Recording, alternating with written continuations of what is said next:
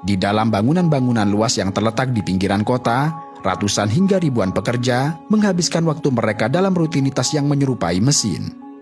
Perusahaan seperti Amazon di Amerika Serikat atau raksasa e-commerce di Asia seperti Oren telah menetapkan standar produktivitas yang seringkali melampaui batas ketahanan fisik manusia. Di sini, setiap detik dihitung dengan presisi milidetik. Para pekerja dilengkapi dengan alat pemindai genggam yang tidak hanya menunjukkan lokasi barang, tetapi juga menjadi semacam gelang pengawas yang mencatat durasi waktu untuk setiap gerakan. Di tempat ini, sistem secara otomatis mencatat kapanpun seorang pekerja berhenti melakukan pemindaian barang.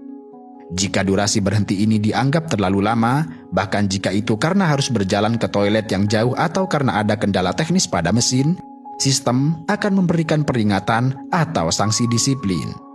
Hal ini menciptakan tekanan psikologis yang luar biasa, di mana pekerja seringkali merasa takut untuk sekedar minum air atau pergi ke kamar kecil.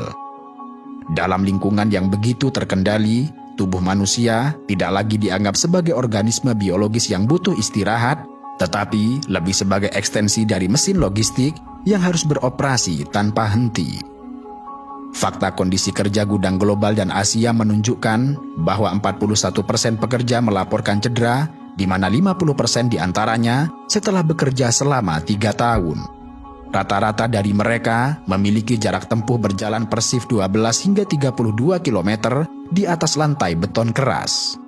Kondisi di gudang-gudang logistik Asia, termasuk Indonesia, menunjukkan pola yang serupa, namun dengan lapisan kerentanan yang lebih dalam. Pekerja di pusat distribusi atau DC seringkali dipekerjakan melalui agen atau yayasan pihak ketiga dengan status harian lepas. Mereka harus berdiri selama 9 hingga 12 jam, melakukan bongkar muat karung seberat 20 hingga 40 kg, dan seringkali dipaksa melakukan lembur yang tidak dibayar secara layak, demi mengejar target outbound harian.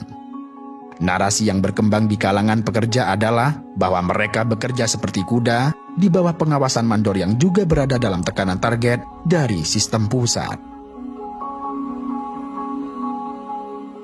Dan meskipun tidak semua angka ini berasal dari sektor ekonomi gig, karakteristik kerja platform seperti ketergantungan pada pendapatan yang sangat rendah, jam kerja yang ekstrim, dan ketiadaan perlindungan hukum seringkali menyerempet batas-batas eksploitasi yang dapat dikategorikan sebagai kerja paksa atau perbudakan modern. Para pekerja seringkali terjebak dalam utang untuk membeli kendaraan atau perangkat yang diperlukan untuk bekerja,